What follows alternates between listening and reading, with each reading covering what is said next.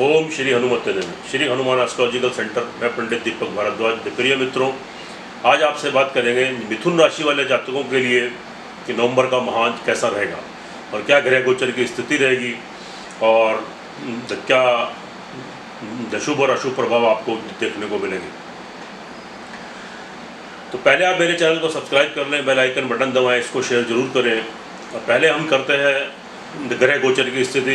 तो इस माह ग्रह गोचर किस प्रकार रहेंगे। सूर्य आपके तुला राशि में और 16 तारीख को आपके वृश्चिक राशि में प्रवेश करेंगे।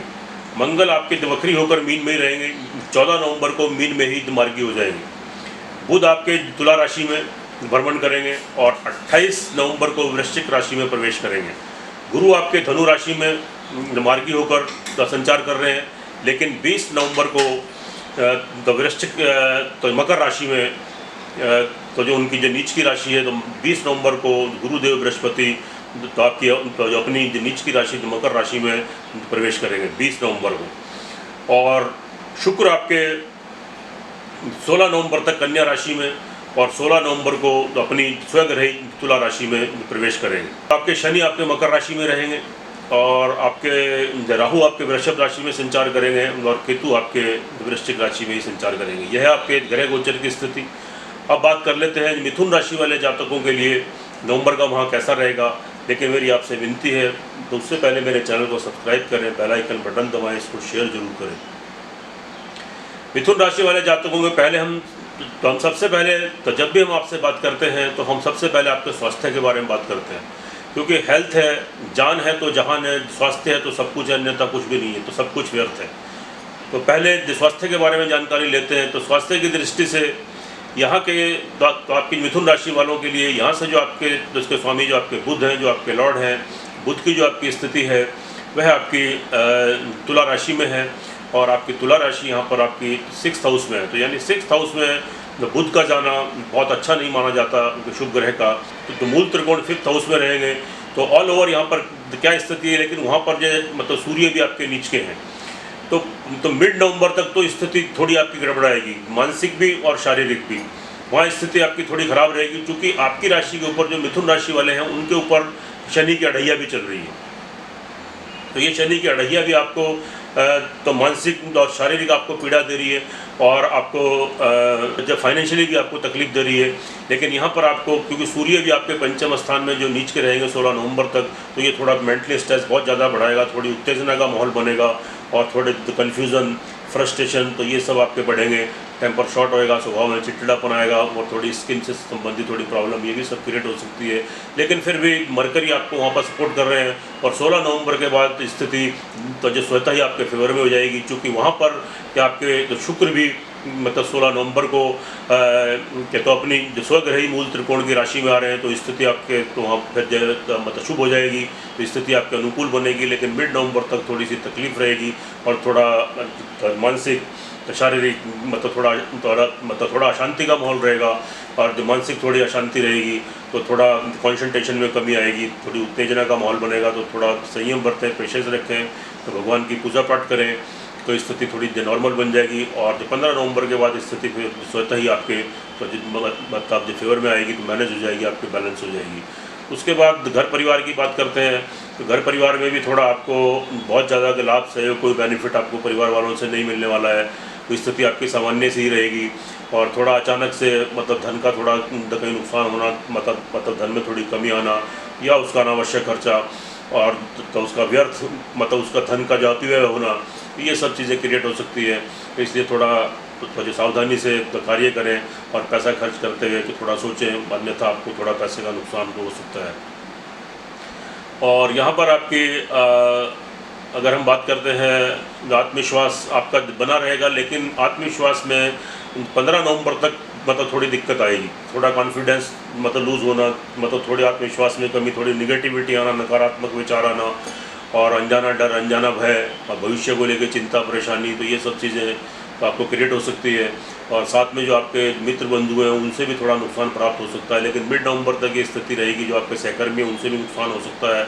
बहुत ज़्यादा किसी से आर्ग्यूमेंट वार्तालाप न करें, अन्यथा किसी से मत उलझें, अन्यथा आपको लाभ की बजाय थोड़ी हानि हो सकती है। लेकिन 16 नवंबर के बाद स्थिति आपके अनुकूल बनेगी, फिर धीरे धीरे स्थिति बिल्कुल सामान्य हो जाएगी और मतलब जो है आपके पक्ष में जाएगी और आपके फेवर में रहेगी। वाहन प्रॉपर्टी की बात करें तो यहाँ भी 15 नवंबर के बाद स्थिति तो ठीक है।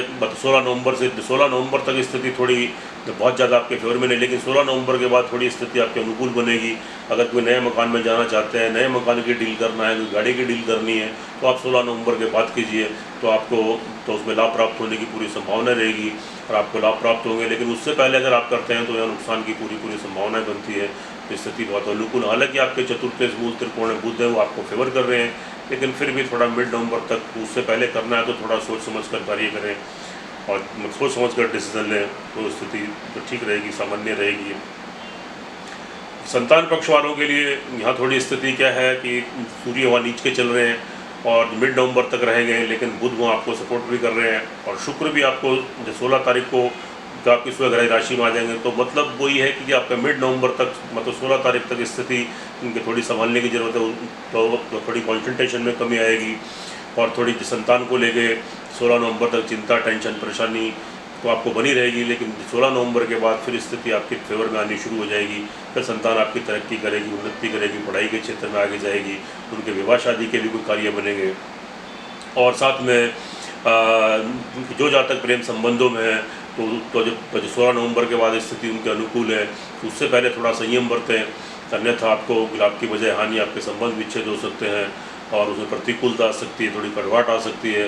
लेकिन 16 नवंबर के बाद स्थिति बिल्कुल ऑटोमेटिक आपके फेवर में आ जाएगी, आपके संबंध में मजबूती आएगी, कोई नए संबंध बनेंगे। और साथ में जो विद्यार्थी वर्ग है तो वह भी जो 15 नवंबर तक थोड़ी पेशेंस रखें, उसके बाद थोड़ी स्थिति आपके तो फेवर में आनी शुरू हो जाएगी ऑटोमेटिक। तो फिर स्थिति आपके अनुकूल बन रही है। और तो वैसे यहाँ पर तो क्या है कि विद्यार्थी वर्ग के लिए जो 17 नवंबर के बाद बहुत शुभ स्थिति आ रही है। मतलब 16 नवंबर तक तो स्थिति थोड़ी ख़राब है, लेकिन 16 नवंबर के बाद स्थिति बहुत फेवर में रहेगी। फिर अचानक से आप कहीं तरक्की करेंगे, तो विद्यार्थी वर्ग तरक्की करेंगे, उन्नति करेंगे, तो मन मुताबिक कहीं एडमिशन मिलेगा और किसी तो एग्ज़ाम में अच्छे नंबरों से तो पास होना, प्रेम संबंधों में मजबूती आना। और 15 नवंबर के बाद और आपको प्रगाढ़ता आएगी, नए संबंध बनने की पूरी संभावना रहेगी, तो स्थिति बिल्कुल फेवर में रहे। उसके बाद जो है आपका अगर अब बात करें यहाँ पे कि आपकी मतलब नौकरी से संबंधित, तो नौकरी से संबंधित यहाँ पर आपका तो जो अच्छी स्थिति है तो फेवर में है, कि नई नौकरी लगने की आपकी संभावनाएं बनेगी। और साथ में अचानक से कोई आपको कहीं से कोई नौकरी का अवसर प्राप्त हो सकते हैं, कि नई नौकरी, नया जॉब या नौकरी में कोई तरक्की, इंक्रीमेंट होना, या कोई नौकरी तो आपको मतलब चेंज करना, तो वहाँ आपको लाभ बेनिफिट्स हैं। और साथ में आपको जो आपके सहकर्मी हैं और आप जिनके साथ कार्य करते हैं, आपके बॉस हैं, तो वहाँ आप उन्नति करेंगे, तरक्की करेंगे, आपकी इंपॉर्टेंस बढ़ेगी, आपकी अहमियत बढ़ेगी और जो नौकरी में भी कोई इंक्रीमेंट्स हो सकते हैं और जो शत्रुओं से छुटकारा मिलेगा। और 15 नवंबर के बाद स्थिति आपकी मतलब ठीक आ जाएगी। तो यहाँ पर आपका तो 16 नवंबर तक तो यानी मिड नवंबर तक स्थिति थोड़ी प्रतिकूल है, उसके बाद स्थिति यहाँ आपके अनुकूल बनेगी। और दाम्पत्य जीवन की अगर बात करें, थोड़ा शत्रुओं से भी सावधान रहें, तो थोड़े शत्रुओं से भी अचानक कोई हानि हो सकती है। और आपको मतलब जिसके ऊपर आप बहुत विश्वास करते हैं, आप ट्रस्ट करते हैं, तो वहाँ से धोखा मिलने की आपको चांस रहेंगे, उम्मीद रहेगी। तो आँख मूंद कर किसी के ऊपर विश्वास न करें, अन्यथा लाभ की बजाय आपको हानि हो सकती है और पीछे से कोई आपको धोखा दे सकता है। दाम्पत्य जीवन का लाभ, सपोर्ट, बेनिफिट आपको तो भरपूर मिलेगा, तो पार्टनर का सहयोग मिलेगा, उसका सपोर्ट मिलेगा। तो अपने तो पार्टनर की इज्जत करें और तो उनकी बातों पर ध्यान दें, उनसे सलाह मशवरा करके कोई कार्य करें, तो आपको लाभ की प्राप्ति निश्चित रूप से होगी। कोई नया विवाह शादी का संबंध भी आपका बन सकता है।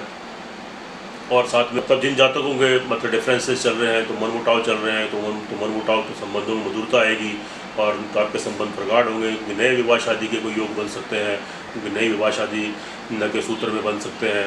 जिनका बहुत समय से कोई विवाह शादी का कार्य पेंडिंग चल रहा है, विवाहों में बाधाएँ आ रही हैं, तो स्थिति अनुकूल है, आपके पक्ष में है और काफ़ी तो स्थिति तो लग रही है कि आपके फेवर में बनेगी।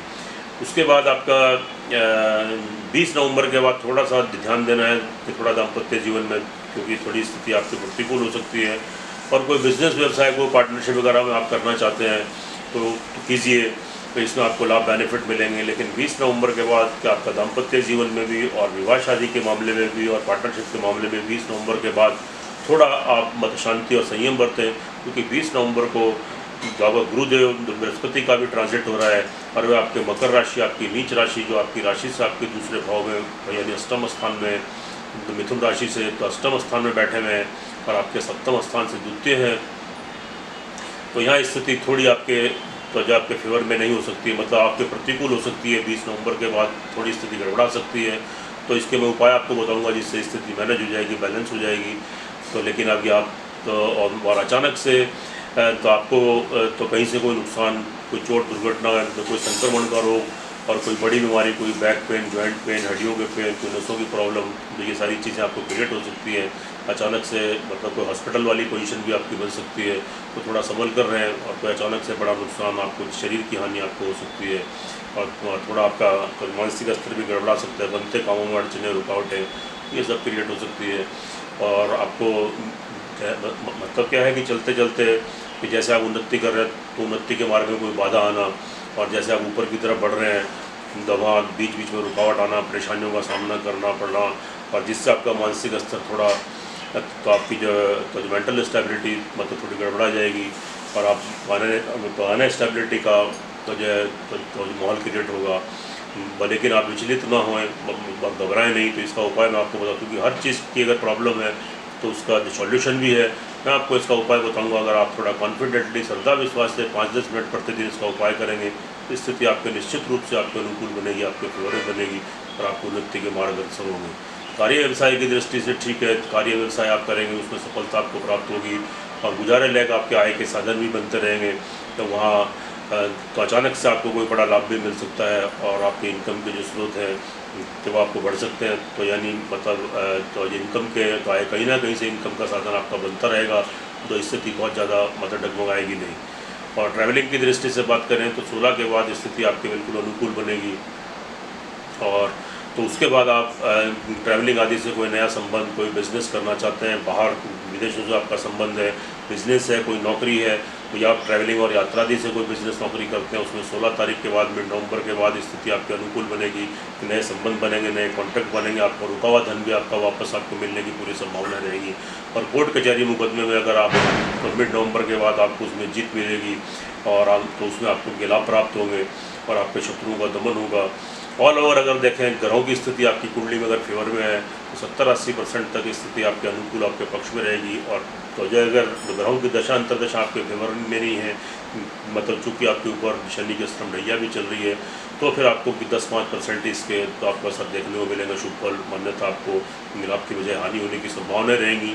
अब उपाय की बात कर लेते हैं, लेकिन उससे पहले आपकी जो अशुभ तिथियाँ हैं तो उनके बारे में जान लें। लेकिन आप मेरे चैनल को सब्सक्राइब जरूर करें, बेल आइकन बटन दबाएं, तो इसको शेयर जरूर करें और आगे मुझे कमेंट करें कि जो मैंने आपको बताया है आपकी राशि के बारे में वही घटनाएं घटित हुई हैं तो या नहीं हुई हैं, तो मुझे आप तो अगले महीने जब ये माह का गुजर जाए तो उसके नेक्स्ट मंथ आप मुझे कमेंट करके बताइए, ताकि तो हमें भी तो जानकारी मिल सके और आपसे कुछ सुझाव हमें प्राप्त हो सके कि हमें तो क्या चेंजेस करना और क्या तब्दीली करनी है, तो जिससे आपका मार्गदर्शन होता रहे और आप लाभान्वित होते रहें। और साथ में बात कर लेते हैं अशुभ तिथियों की। तो अशुभ तिथि आपकी 12 और 13 तारीख को आपका चौथा चंद्रमा रहेगा। इसमें आप कोई भूमि, मकान, वाहन से संबंधित कोई क्रय विक्रय, कोई कार्य ना करें, कोई नए घर में प्रवेश ना करें, अन्यथा आपकी बजाय हानि होगी। उसके बाद 20-21 तारीख आपकी 20-21 तारीख को आपका 8वां, उसमें कोई मतलब कोई दुर्घटना आदि, कोई पैसे का लॉस, कोई नुकसान अचानक से ये सब हो सकता है, शरीर की हानि हो सकती है। तो किसी से अन्यथा कोई मतलब उलझे मत, कोई लड़ाई झगड़ा मत करें। और या गाड़ी कोई ड्राइविंग वगैरह करते हुए थोड़ा संभल कर मतलब थोड़ा बाहर निकलें तो स्थिति थोड़ी सामान्य रहेगी। तो 20-21 तारीख को अवॉइड करेंगे तो अच्छा रहेगा। उसके बाद आपकी आती है यहाँ पर आपकी तारीख आती है आपकी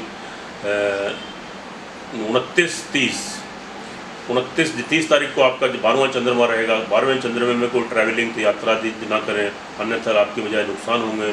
और कोई कोर्ट कचहरी की कोई तारीख पड़ी है तो उसको टाल दें कि नहीं तो आपको तो उसमें नुकसान हो सकता है। और आपको पराजय का मुँह देखना पड़ सकता है।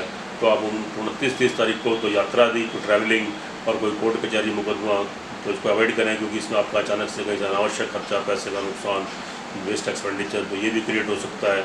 अब बात उपाय की कर लेते हैं। उपाय के लिए आपको तो क्या करना चाहिए? सर्वप्रथम तो आपको मिथुन राशि वाले जातकों को और जो मिथुन लगन वाले हैं, तो उनके लिए आपको क्या करना चाहिए कि आपको शनि की पूजा तो अवश्य करनी चाहिए। ये तो आपको अभी बहुत लंबे समय तक आपको करते रहना है, कि इसको बिल्कुल मत छोड़िए। और शनि की पूजा में कोई बहुत समय नहीं लगता। ओम गंग गणपति नमः 108 टाइम्स, ओम शं शनिश्चराय नमः 108 टाइम्स, और एक शनि चालीसा का पाठ, ये आप रेगुलर कीजिए।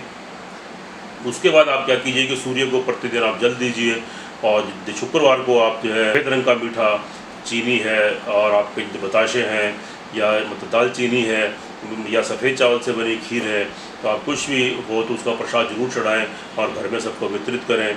और जो चींटियों को तो आप इसी शुगर खिलाएं, और तो जो पक्षियों को आप सफ़ेद चावल खिलाएं, तो ये प्रतिदिन करें।